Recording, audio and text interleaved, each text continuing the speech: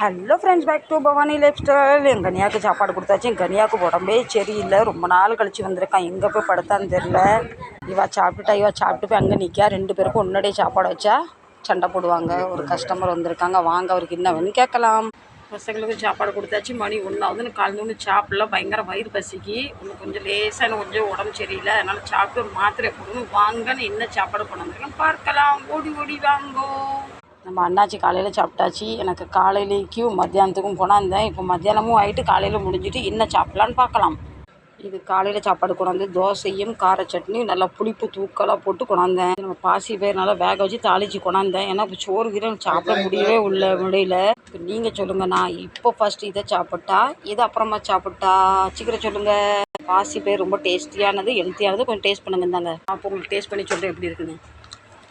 ரொம்ப டேஸ்ட்டியாக இருக்குது, ரொம்ப ஹெல்த்தியாக. முதல்ல பாசி பருப்பு சாப்பிட்றேன், பின்ன அதுக்கப்புறம் தோசை